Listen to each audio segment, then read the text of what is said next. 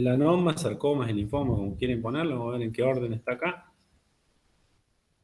Todo arranca de nevo, ¿no? Acuérdense que cuando vimos nevos melanocíticos, vamos a hacer un repaso un poco medio rápido.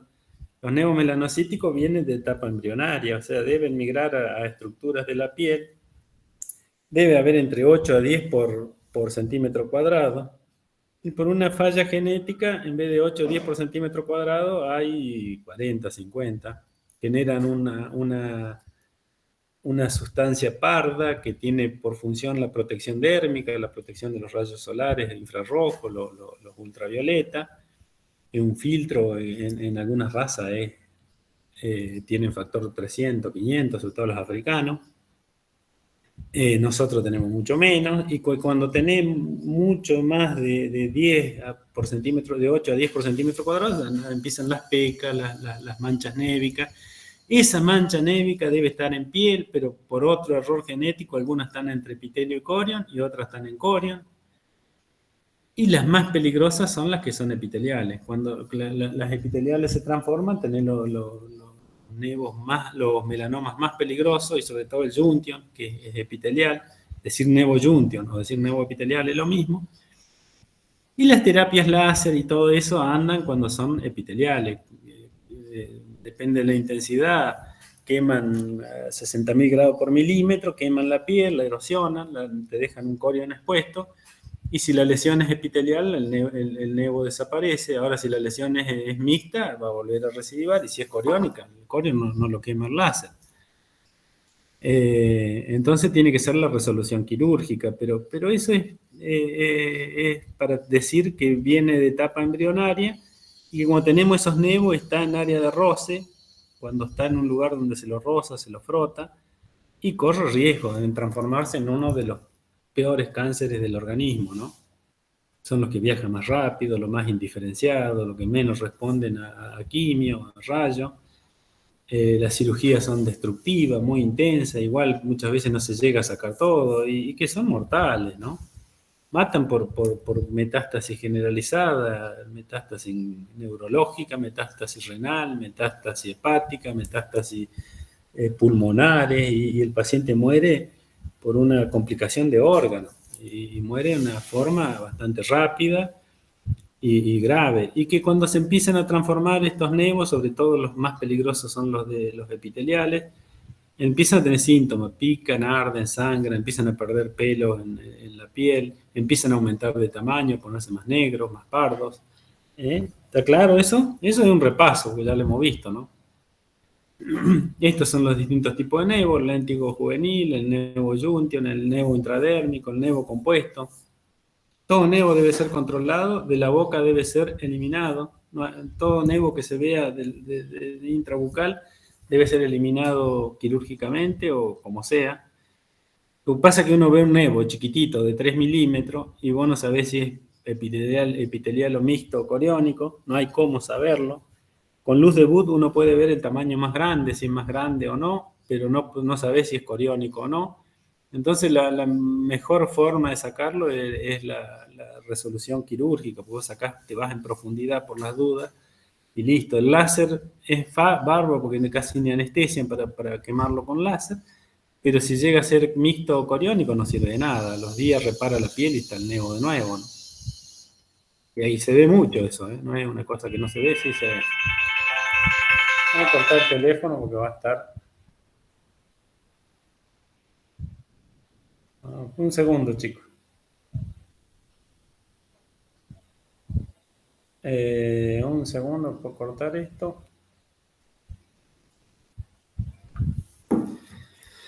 Entonces, los síntomas es cuando aumenta de tamaño, cuando aumenta de volumen, cuando cambia de color, cuando pica, duele,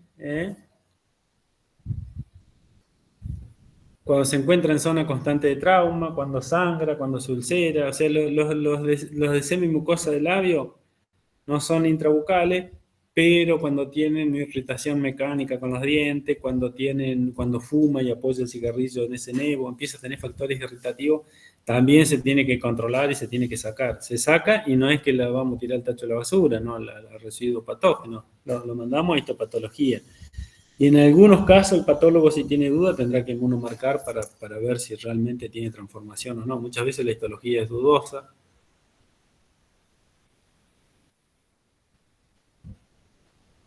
Aquí dice manifestaciones clínicas. Maniobras entonces de semiotecnia frente a este tipo de lesiones. La vitropresión, ¿va a pasar algo con un nevo melanocítico? ¿Para qué nos puede servir la vitropresión acá? Y que están mudos. ¿Hay alguno o no? Se fueron Para todos. hacer un diagnóstico diferencial. Claro, hacer el diferencial sobre todo con los nevos vasculares. Y no creer que vamos a sacar un nevo melanocítico y tocaste un nevo arterial y va a estar zapateando el paciente y uno. Entonces, si no está preparado uno para tocar un angioma, hay que tener cuidado con la clínica, ¿no? La vitropresión sirve para ver si es vascular o no. Si desaparece parcialmente va a ser un angioma. Un eritema va a desaparecer totalmente. Un eritema, biopsiarlo no tiene sentido, pero tampoco nos vamos a confundir un eritema con un melanoma, una lesión névica, ¿no? Una mancha parda.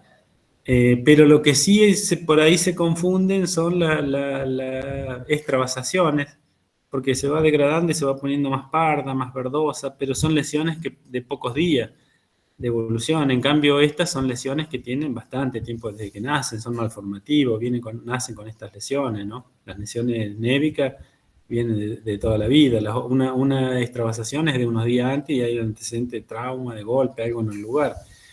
Y un angioma también es malformativo, ya sea arterial o sea venoso o sea linfoide, es malformativo, pero con la vitropresión podemos diferenciarlo, ¿no? La luz de Wood, una es vitropresión, la luz de Wood nos va a servir para ver mejores lesiones pardas, ver mejor los límites reales, ¿no?, que tienen estas lesiones. La luz de Wood es luz negra, el filtro de la luz blanca, y tiene una gran atracción a esto. También se utiliza en otras especialidades médicas, como en oftalmología se ven las erosiones de córnea. La luz de Wood se utiliza muchísimo, y para operar esto es bárbaro, porque uno apaga la luz del equipo y ahí tiene que estar más o menos oscuro y prende la luz de Wood y ve los límites reales. Uno lo marca con fibra indeleble, lo prende la otra luz y vuelve a verlo chiquitito y le das margen a lo que vos ves con luz de Wood, ¿no? Para eso sirve.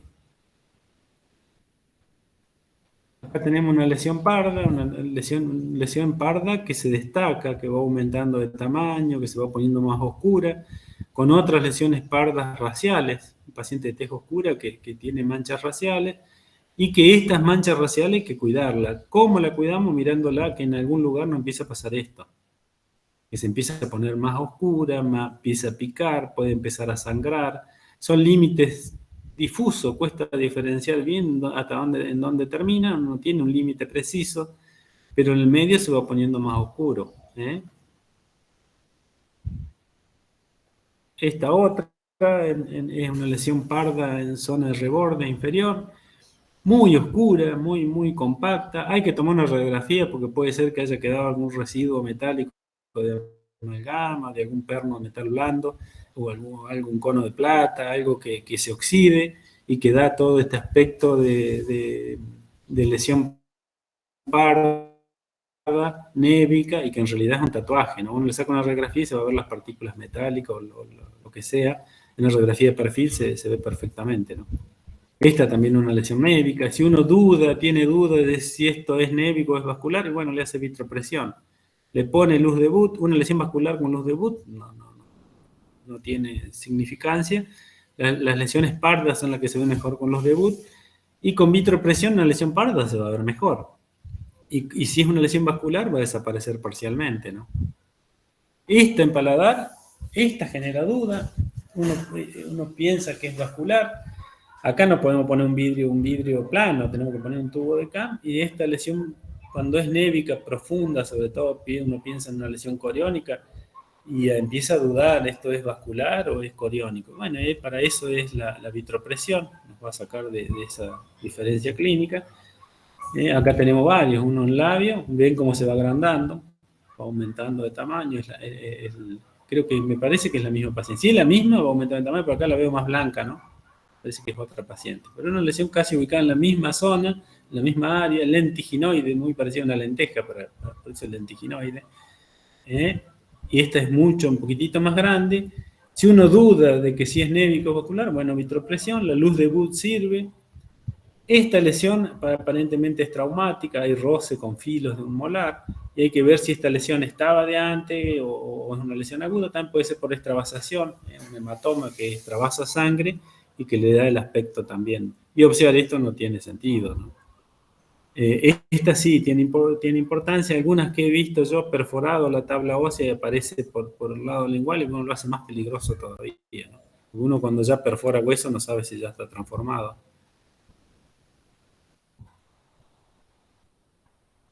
Diagnóstico diferencial, entonces, tatuaje por amalgama, enfermedades displásicas, Peugeger, interrogatorio de otros síntomas, enfermedad de Addison, manchas raciales, infección físicas, neovasculares, angiomas, etc.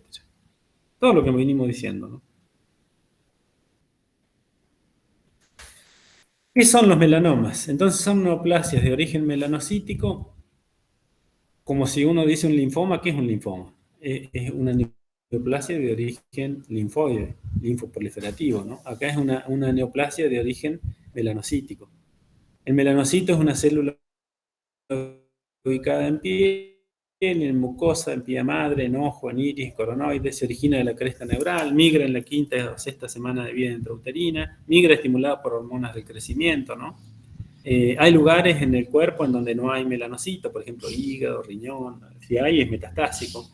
Se denomina melanoblasto al melanocito inmaduro, el que está migrando, y se denomina melanóforo las células basales que posee el pigmento melánico, que son los que originan. Melanóforo es el que origina la melanina.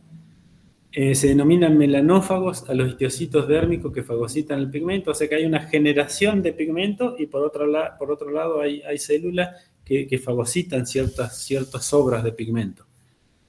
Tiene que estar todo bastante bien equilibrado, ¿no?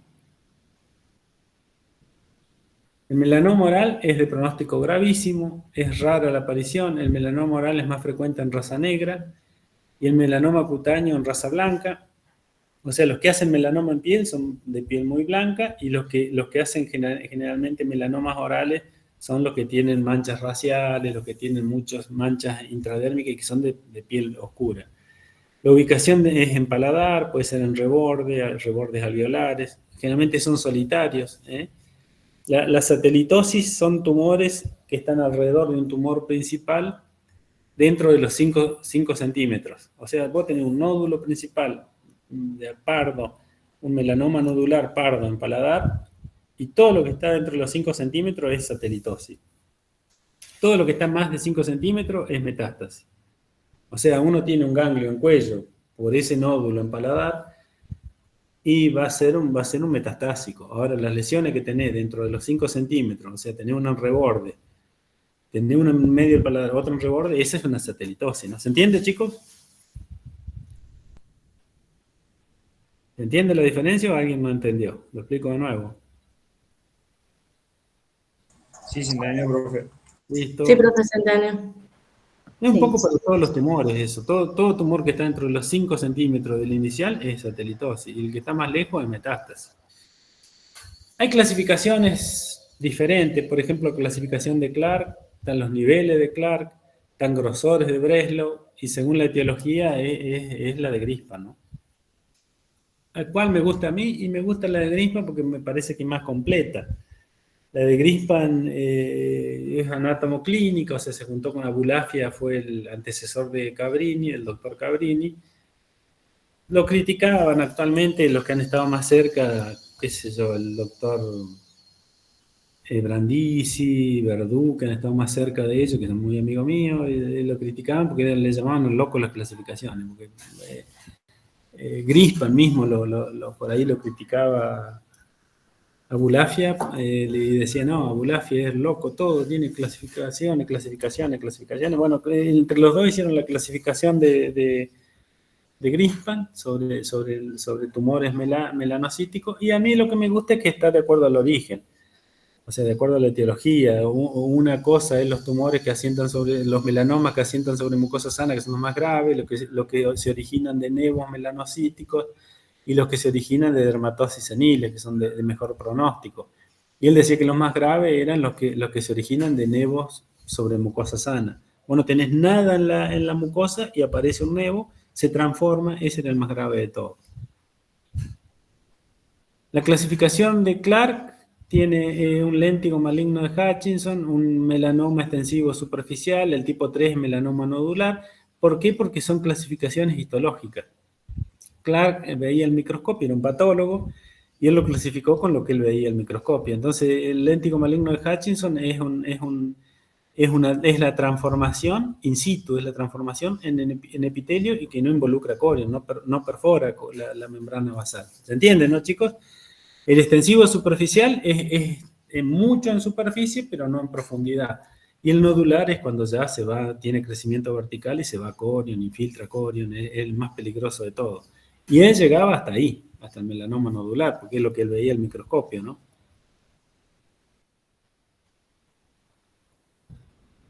Los niveles de Clark es otra cosa, una cosa es la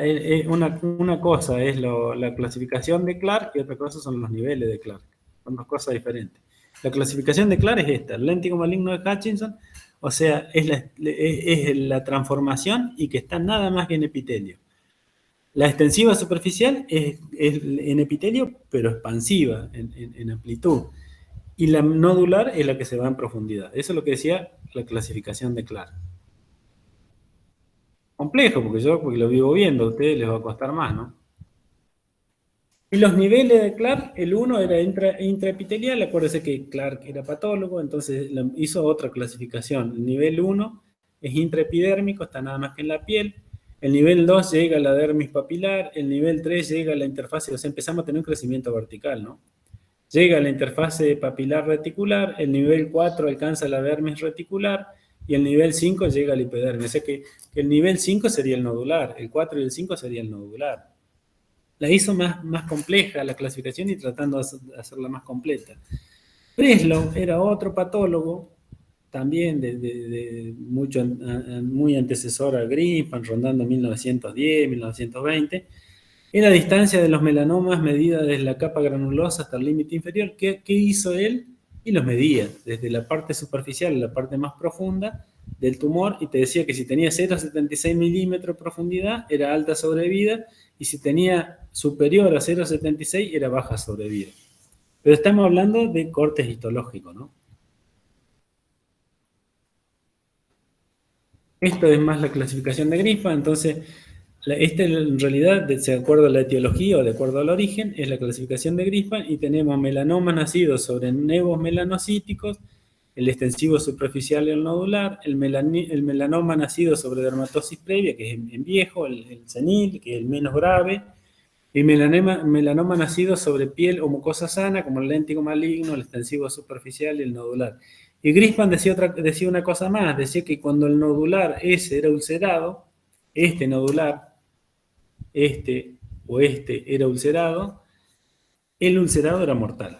Ulcerado por una biopsia, ulcerado porque una muela le pega al nódulo, ulcerado porque una prótesis la aprieta, ulcerado por lo que sea. Cuando un melanoma nodular se ulcera, no tiene retroceso. En días lo mata porque lo que busca un melanoma nodular con el crecimiento vertical, invadir sistema linfático y sistema hematológico, sobre todo vasos y arterias y venas. Y lo invade. El doctor Hendelman ha hecho 1500 cortes con impregnación argéntica buscando cómo se acercaban los melanocitos transformados al paquete del endotelio vascular y había logrado encontrar algunas tocando el endotelio, rodeándolo al endotelio vascular, otras adentro del paquete vascular, o sea, ya buscando viajar. Y dicen que el melanoma busca continuamente la celularicemia, invadir vasos sanguíneos y linfáticos, y producen miles de metástasis. Lo que pasa es que no todas anidan, no todas proliferan, pero porque el sistema inmune algo alerta y hace lo que puede y no todas logran anidar, pero que terminan anidando. Entonces esa es la gravedad de estos melanomas, ¿no?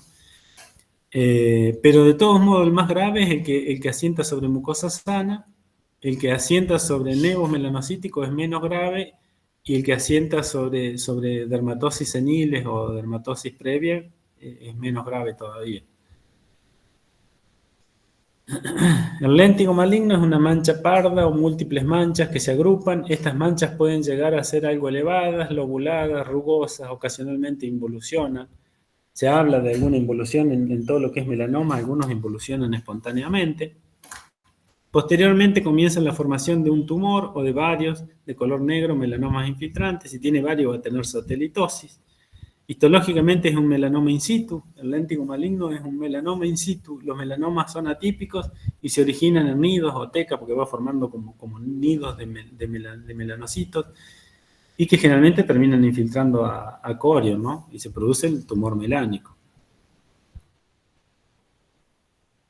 El extensivo superficial apenas elevada con diferentes tonalidades, pardos, rosadas, rojizas, blanquecinas. Las blanquecinas se cree que son involución espontánea.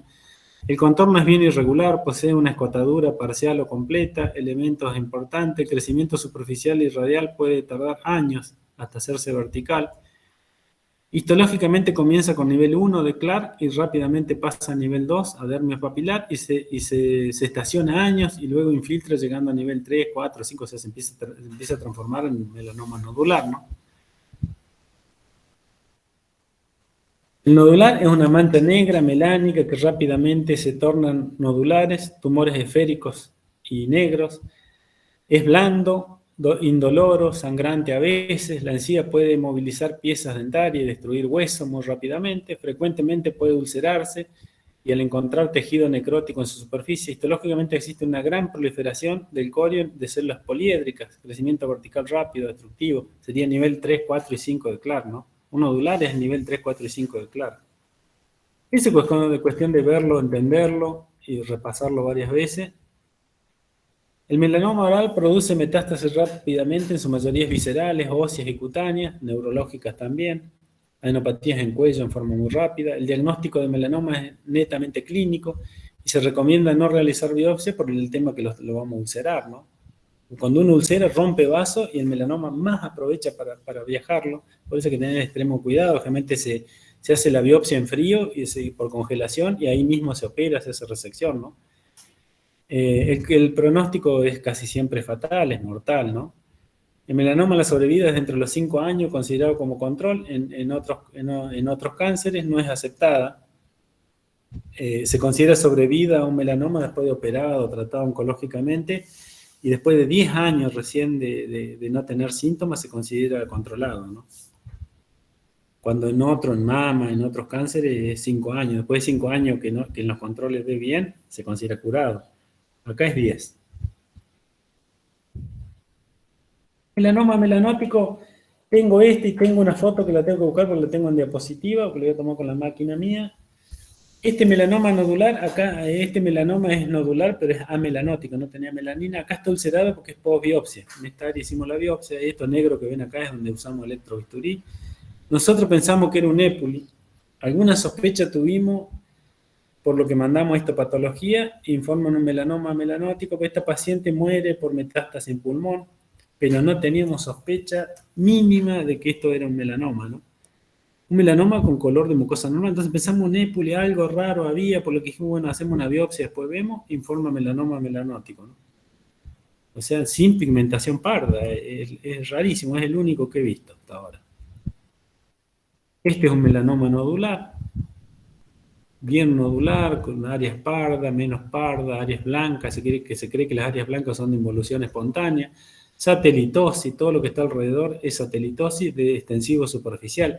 Esta área de extensivo superficial, acuérdense que era melanoma in situ, van sobre la piel, todavía sin invasión a corio, pero que después en tiempo terminan con crecimiento vertical, haciéndose melanoma nodular también. Aparece en labio también, esto en un control posterior aparece en labio. Casi 7 años después, nosotros creíamos que estaba curado, a los 5 años lo presentamos como curado en un congreso de Rosario, con un paciente que ya había dado de alta, pero con controles. Y Grispan dijo, no, después por lo grave del nodular, es 12 años. Después de 10, 12 años que no tenga nada, yo voy a empezar a creer que está curado. Y a los 7 hace metástasis o satelitosis o metástasis en labio, Hicimos biopsia en forma de melanoma y aparecen lesiones en hígado, en pulmón y bueno, muere el paciente, ¿no? Acá a este paciente nodular se le hizo resección, se le sacó diente, paladar, todo. Estas son las troneras de los senos maxilares. Había que curarlo, lavarlo porque se infectaba y bueno, tenía lavajes semanales con nosotros, ¿no? Era un caso gravísimo, ¿no? Ahí está cuando se hace la resección completa del diente, de maxilar superior, se hizo algún injerto. En parte no se pudo injertar en donde estaban los pisos de seno maxilar. Esto es el melanoma nodular, con hueso, con todo, ¿no? Por eso no lo había infiltrado del todo. Sarcomas, sumamente raros en boca, pero si están, son gravísimos, se observan en gente joven, de 20 años menos, son indolores, el diagnóstico se da en estadios muy avanzados. Generalmente producen metástasis sanguínea, son radioresistentes, el 70% no llega a los 5 años de sobrevida tampoco. Para citar un ejemplo del grado de agresividad de esta neoplasia, de 39 rhabdomyosarcomas estudiados, 34 fallecieron entre los 10 meses siguientes. Ya que estamos hablando de tumores gravísimos, sobre todo rhabdomyosarcoma. Hay algunos que tenemos, yo un radiosarcoma he visto varios, el que más me impactó fue una nena de unos 6 años con unos rhabdomyosarcoma debajo infraorbitario del ojo, involucraba nariz y parte de boca, era como un pomelo acá debajo del ojo derecho. No queríamos hacer biopsia porque pensamos en un rhabdomyosarcoma y queríamos hacer punción aspiratoria. Necesitamos una jeringa de 1,5 milímetros con trocar para poder hacer una punción, sacar células del medio del tumor y que lo procesarlo para que el patólogo lo procese y poder tener diagnóstico. Como uno lo abre, se estimula y terminan perdiendo el ojo, va de más todavía. En cambio, con la punción aspiratoria anda mejor. No conseguíamos la jeringa con trocar porque la facultad no lo podía comprar, ellos no lo podían comprar porque el padre se quedó sin trabajo, se iban caminando de Guiñazú a la consulta a la facultad, entre todos le damos plata para que se vuelva en colectivo. Jimena de la nena, y el tema está que el español nos dona la jeringa, hicimos la punción, informamos rhabdomyosarcoma, la mandamos al oncólogo, no tenía obra social, era justo en la época de la crisis, acá en Córdoba. Estamos hablando de 30 años atrás o más, bueno, crisis ha habido siempre. Habían levantado todos los centros de cabeza y cuello para niños y tratamientos oncológicos para niños y no teníamos dónde mandarla. Por algún amigo en la clínica me lograba desocupar una habitación sacando una pieza con rezagos de sillas de rueda, con catres, cosas que iban poniendo que se rompían. Bueno, me dice, yo saco todo lo que tengo ahí, pongo una cama y si querés la tratamos ahí, porque no se puede poner una nena de 6 años en las salas comunes, es para mayores de 16 años, entonces no teníamos dónde ponerla, porque habían levantado todo lo pediátrico, se había levantado, y inclusive era gobernador Mestre.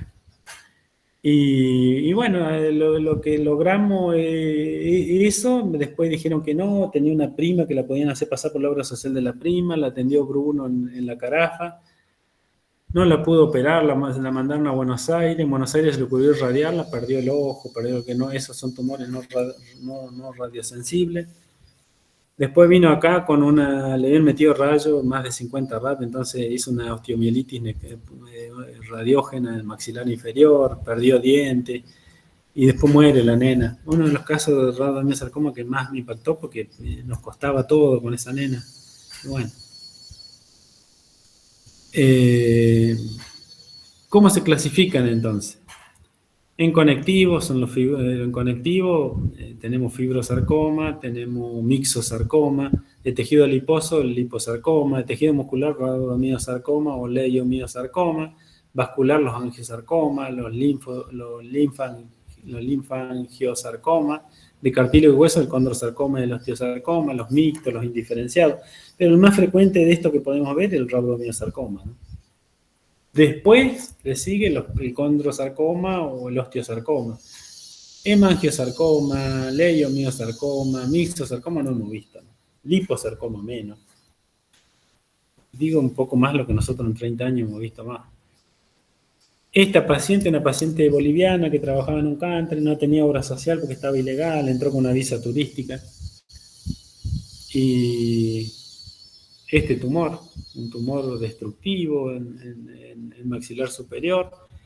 Nosotros pensamos en un tumor primitivo de seno, pensamos en un sarcoma, hicimos biopsia, informan un sarcoma. El tema es que acá no la podíamos internar en ningún hospital para operarla y hacer tratamiento oncológico porque corremos riesgo que le pase algo y un paciente ilegal, no está indocumentado. Hablo a la embajada de Bolivia porque justo tenía un contacto que estaba muy amigo que estaba en la embajada de Bolivia. Nada, si está ilegal, olvídate, nosotros no vamos a hacer nada. Dicen, no, pero digo, hay alguien que se va a morir si lo dejamos, si nosotros no podemos. Yo lo único que hice es la biopsia y el clínica no lo puede internar, el San Roque no lo puede internar, el Córdoba no lo puede internar porque es que nada, bueno, está ilegal, nosotros no podemos ni hacer nada que quede. Bueno, me largaron por barato. Hablo al Ministerio de la Solidaridad porque algo tenemos que hacer con esta mujer. Bueno, ¿qué hicieron? Le pagaron pasaje a Bolivia y allá fue. El tema es que acá, no sé qué pasó allá, pero al menos allá se la va a poder tratar, ¿no? Acá no la podemos tratar porque si la internamos y se muere en una cirugía o tiene complicación en una cirugía, está ilegal y vamos a tener problemas. Ahí sí el consulado nos va a hacer problemas o el Estado nos va a hacer problemas graves, ¿no?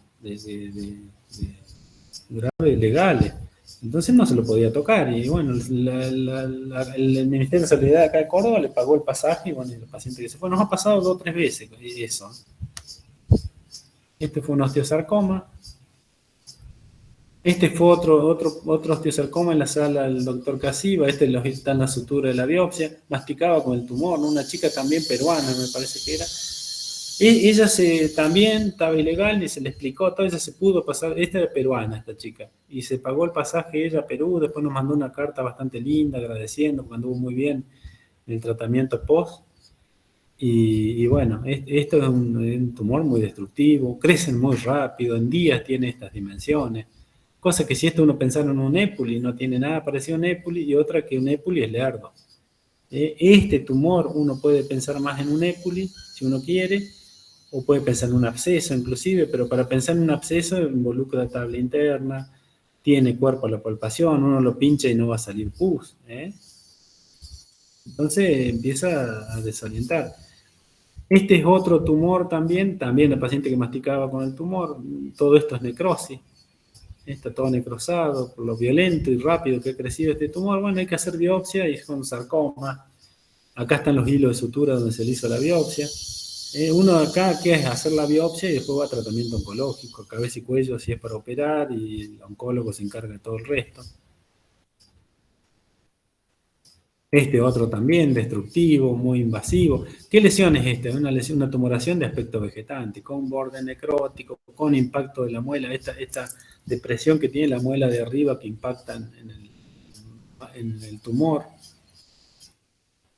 Como linfomas. Son hiperplasias sistémicas multicéntricas, pueden aparecer donde existen elementos linfohematopoyéticos. Es un cáncer linfoide, linfoproliferativo, ¿no? Puede aparecer en ganglios, en vaso, en médula, que son malignas y muy agresivos dependiendo del grado de diferenciación. Hay de distintas agresividades, peores y mejores. Tenemos el linfoma Hodgkin, el linfoma T, que es más de piel, el linfoma B, que nosotros más vamos a ver, porque es el que más manifestación tiene en boca. Obviamente en boca tiene manifestaciones como lesiones úlceronecróticas, como placas necróticas. Algunas veces aparece como aftas muy grandes, muy extensas, como aftas graves.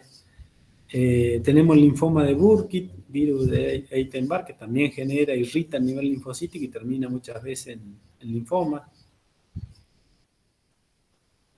Este paciente lo llevó una alumna, un paciente de 23 años que lo lleva una alumna a la sala, así como ustedes, a los prácticos. Una chica que todavía me deriva paciente, continuamente ve algo raro y me lo manda. Este paciente se le hizo biopsia, no se lograba diagnosticar, estamos hablando 30 y pico años atrás. Lo vio Greenspan, lo vio Julio Díaz, que fue el sucesor de Greenspan, después el sucesor de Julio Díaz fue el doctor Lanfranchi en Buenos Aires. Venían continuamente, todos los meses estaban viendo pacientes con nosotros, y lo que llamaba la atención es esta macroquelia, una macroquelia en la vista intrabucal.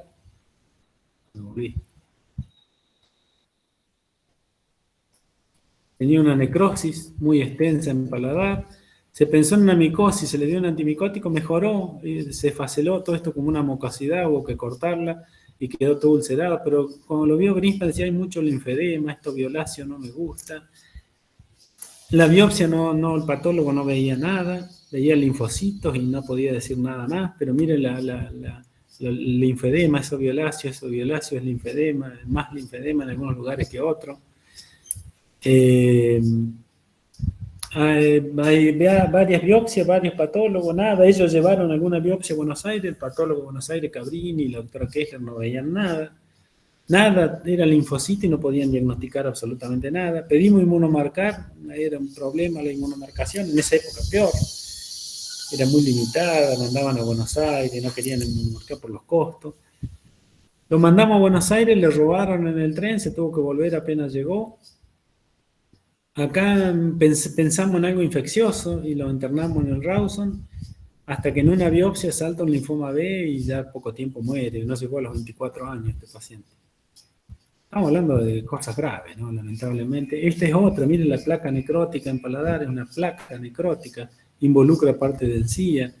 Estas lesiones linfoides buscan áreas linfoides. Acuérdense que el paladar, la lengua, amígdala, toda la encía, toda esta encía es linfoide, la encía inferior integra el anillo linfático de Waldeyer. Y que son las áreas que buscan estas lesiones. Una placa necrótica, mucho linfedema.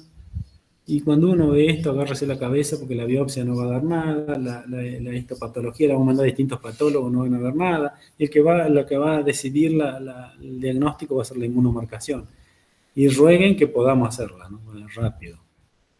Este es el paciente anterior, la placa esta necrótica con antimicótico había mejorado, pero sigue viendo tejido linfoide. Pensamos en HIV, porque el HIV también se manifiesta como linfoma B. No, dio 3, 4, hicimos pasando periodo de ventana, todos dieron negativo. Este paciente es un paciente que en realidad lo mandan de la Reina Fabiola por un afta. Era una placa necrótica con una lesión ulcerativa con borde casi tendiendo a vertirse en el labio superior, blandito, no era un espino, uno tiene que diferenciar de un espino. Acá apareció una leucoplasia vellosa en borde de lengua. Le hacemos biopsia, no daba nada, el patólogo veía el linfocito y nada más, y no sabía qué era, y ahí empezó el problema. Justo venía Pinborg y nos becan a Buenos Aires, a 4 o 5 que vayamos a verlo a Pinborg. Estuvimos con Pinborg casi una semana. El día antes de ir, dice el doctor Carrico, vamos a ir a hablar con el que nos manda, un clínico extraordinario. Vamos a hablar y en una reunión antes con Lanfranchi, me parece que estaba Greenspan, dijimos vamos a hacer inmunomarcación o vamos a pedir una punción de cresta ilíaca, punción de médula de cresta ilíaca, y que la vea un hepatólogo, porque esto pinta para una placa necrótica de un linfoma, una leucemia, algo de eso. Fuimos a hablar con el clínico y casi nos mata. Dice, ustedes están locos, yo me voy a hacer una punción de cresta ilíaca, lo mandé por un afta en la boca y el doctor Carrica se puso, discutieron, se lo insultó porque era bien muy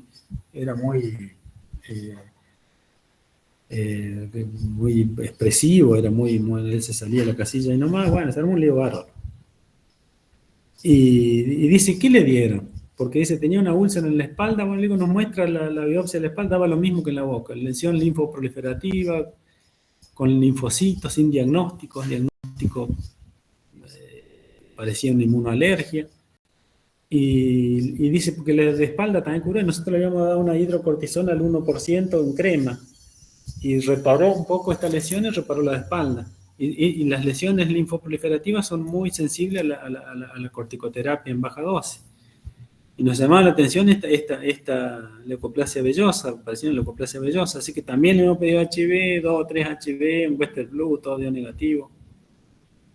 Y el paciente volvemos de Pinborg, casi a la semana, a los 10 días.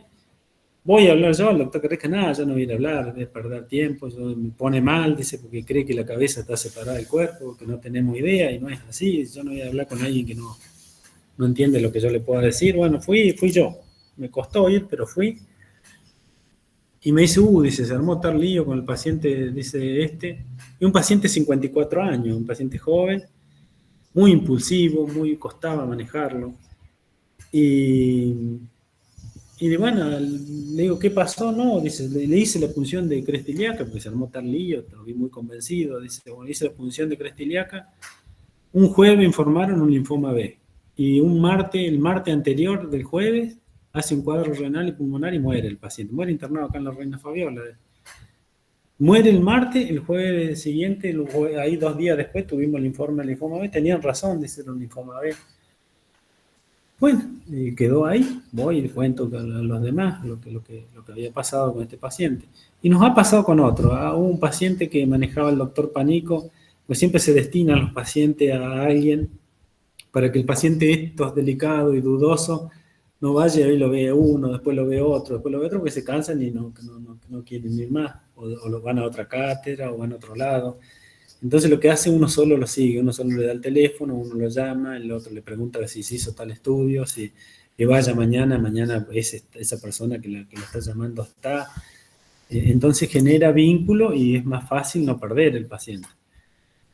Este es un paciente parecido a esto, pero con una lesión en paladar. Pensamos en una histoplasmosis, porque el diagnóstico diferencial por ahí es con histoplasmosis.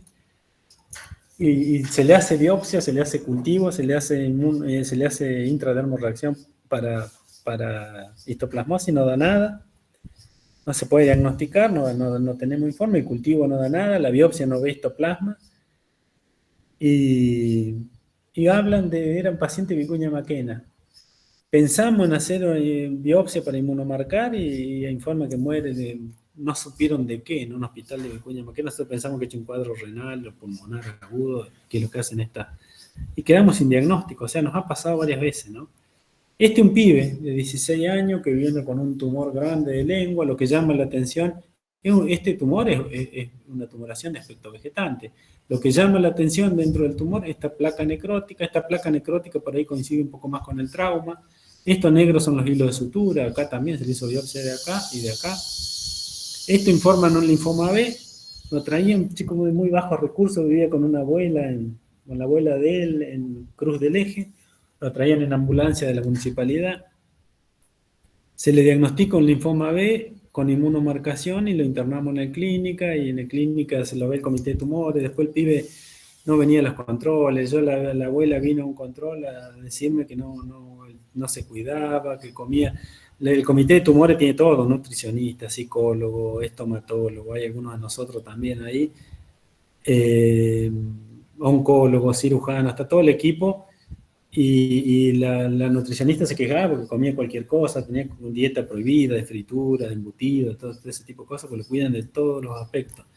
Nada, decía que se descontrolaba. Bueno, muere por cuadro metástasis en pulmón, en riñón, pero un chico que no hizo caso en cuidarse, ¿no? Bueno, este es el tumor, este es otro linfoma, miren el aspecto que tiene, muy extenso, crecen en poco tiempo, ¿no? Tiene un aspecto medio arenoso, medio color arena con pardo. Como tumores metastásicos de la cavidad bucal. Y podemos mostrar mucho más, porque de esto hemos visto mucho, pero el tema es, no tiene sentido tanto sino entender la enfermedad, ¿no? Los metastásicos de cavidad bucal son tumores que vienen de otro lado. Pueden venir de riñón, pueden venir de pulmón. Tienen un crecimiento rapidísimo. En 5 días tiene el tamaño de una mandarina, por compararlo con algo. Son poco frecuentes en el organismo. En cavidad bucal dan metástasis, en primer lugar carcinomas, en segundo lugar los sarcomas, en tercer lugar melanomas, los neuroblastos. O sea, melanoma porque es de piel, fundamentalmente. Son tumores muy agresivos. Estamos hablando de tumores que vienen de otro lado del cuerpo a la boca, ¿no? Al revés de lo que nosotros hemos venido viendo, que van de la boca hacia otro lado. El 90% da en tejido óseo, en maxilares inferiores, sobre todo, es lo frecuente. El 10% restante en lengua y encía. Busca áreas inflamatorias, áreas con vasos dilatados, para que aniden las células tumorales de la metastásica. En el hombre pueden dar metástasis en boca, en riñón, en próstata, en pulmón, en mujer, en mama. Son frecuentes también en los de colon, los de estómago, los de intestinos, los de tiroides. Todos esos pueden aparecer en la boca, ¿no? El tumor primitivo está en duodeno y aparece la metástasis en boca. Esos son los metastásicos que estamos viendo. Comparación histológica con un tumor primitivo, por ejemplo, un tumor en cavidad bucal donde la histología revele presencia de células renales. Aparece un tumor en la boca, grande, de crecimiento rápido, uno hace la biopsia y te dice, no, tiene células renales. Bueno, hay que ir urgente a buscar tumor renal, porque el primitivo está en riñón, ¿no? Cuando aparece un tumor metastásico de riñón, de pulmón en boca, aparece un tumor de próstata en boca, un tumor de, ¿qué se me ocurre?, tiroide en boca, marca que es cardinal, marca que le queda pocos meses de vida, 4, 5, 6 meses de vida a lo sumo. Uno no puede hacer absolutamente nada, porque el tumor primitivo está en riñón, este es el metastásico en boca, es de una velocidad rápida y lo grave es que ya está en riñón. Y marca meses de vida. Uno, sobre todo en gente grande, lo que más ha hecho es explicarle la gravedad, explicarle que pocos meses, algunas veces se le ha dicho, bueno, que acomode lo económico, que acomode la transferencia de casa, de todo eso, porque marca eso, y después se viene un lío de sucesión de abogados en donde se pierde casi la mitad en gasto. Entonces uno, sabiendo que es mortal, o les dice a la familia, ¿no? Por ahí no cuesta decirle al paciente, pero hemos visto, a mí me tocó acá en el consultorio, era un par de años atrás, le hago una corona a un paciente de Villa María. La hija tenía una tienda de ropa acá a la vuelta, y le hago un segundo molar, una corona, ya venía con endodoncia, con perno de hace años. Era alemán, era alemán. Me habla como 15 días después, 20 días después, me dice, no, la muela que usted le puso tiene todo hinchada la cara de ese lado. Tiene una pelota, ¿dónde? Acá atrás, mandame una foto, lo veo muy en parótida. Lo veo, empiezo a hablar con él, porque yo le había hecho la corona nada más. Había tenido un cáncer de colon hacía 30 años atrás. Había estado con tratamiento oncológico unos 10 años. Después se fue una homeópata muy buena que supuestamente le hacía el control homeopático con una medicación que de flores, no sé de qué. Y bueno, pido una centellograma, una resonancia. Y el centellograma, la resonancia me marca 17 lugares en el cuerpo con cáncer. Está bien omóplata, bien columna, bien pleura, bien riñón, un envase de cráneo. O sea, me marca el cuerpo humano así con los puntos donde había metástasis. O sea que hizo 30 años después una metástasis. Y se ve que el que inició el descubrimiento fue el de parótida. Hace una metástasis en parótida, crece la parótida, ella creía que era la muela, la corona que le había puesto yo. Bueno, le dije, hablo con la hija, le digo, mira, esto marca que le quedan meses de vida. Alguien que tenía un paciente que tenía campo, tenía propiedades, no digo, arreglen todo el tema de las propiedades, todo eso. Otra cosa te puedo decir, esto está marcando que la sobrevida es cortísima, ¿no? Fue al oncólogo, le dijo lo mismo, le hicieron quimio, intentaron hacerle quimio. Fue un paciente que ya, yo cuando lo atendí, le hice la corona, andaba decaído, hacía que dormía mucho, que no tenía ánimo de levantarse, no tenía ánimo de comer.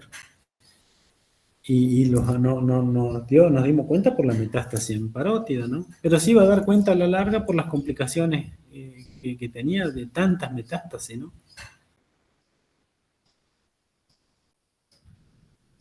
Esta es una metástasis gingival de un adenocarcinoma de colon. Acá está el tumor. El tumor está perforando huesos, está destruyendo huesos. No, acá. Estoy confundido porque el corte es raro. Este es el tumor. Está perforando, destruyendo huesos. Ahí pareciera que algo pasa, pero debe ser la tomografía porque está marcado acá. Este paciente no lo vi. Y esto asemeja células de colon, ¿no? No puede haber en un tumor de la boca células de colon. Esto es metastásico, ¿no?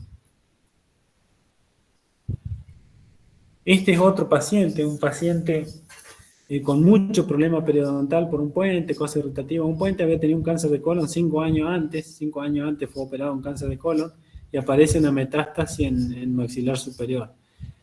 De golpe, dice que no tenía nada, en 4 o 5 días alcanza esta dimensión, con algunas áreas necróticas, es una tumoración de aspecto vegetante, invade fondo de surco, invade paladar blando, separa los dientes, pareciera que destruye hueso.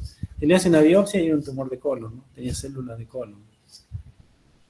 Este es un paciente que también vimos en la cátedra, Era la hija, era médica, era pediatra en el italiano, lo lleva al padre y dice, 5 días de evolución esta lesión. A mí, yo puse el bisturí acá, hace cuenta que era una gelatina, blandito, ahí hice una cuña, y ven células epiteliales, algo glandular que no sabían qué era, dijeron que era un metastásico, informaron un metastásico, pero no sabían de dónde. Hace una resonancia y era un tumor primitivo de próstata. Un hombre que había sido jugador de fútbol de Belgrano, entrenador deportivo de Belgrano, corría varios kilómetros por día, se cuidaba en las dietas, y un tumor de próstata hace metástasis en boca, ¿no? Cuando hace la metástasis en boca, de próstata, de riñón, de pulmón, de donde sea, de tiroide, hace la metástasis en boca, la metástasis secundaria, una que es gravísima, la sobrevida es poca, y otra es que no toma ganglios linfáticos, cosa que es al revés cuando un tumor de lengua, de encía, de piso de boca, va a otro lado, va a metástasis a riñón, va a metástasis a hígado. Toma primero los linfáticos del cuello, después recién se va al órgano. Cuando acá viene de adentro, de riñón, de próstata, de pulmón, de hígado, de cualquier lado, de cualquier víscera, no tiene necesidad de tomar los ganglios del cuello porque no viene por vía inversa, no lo desconoce el organismo, esa célula. Se ve que las células están dando vuelta en todos lados y donde encuentra algo inflamatorio aparece, ¿no? Este es otro, mire los violáceos, no pensamos en un linfoma, pensamos en un sarcoma, o biopsia, remedia células intestinales, también metastásico. Este es otro, lo frecuente es en mandíbula inferior, ¿no? ¿Vamos, chicos?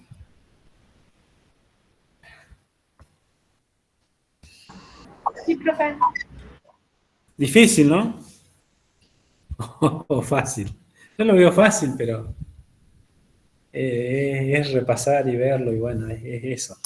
Y lo trato de contar, trato de no repetir cosas que se puedan leer, sino un poco lo que hemos visto, lo que nos ha pasado. Y en esto es complejo, es difícil, hay que inmunomarcar, ¿no?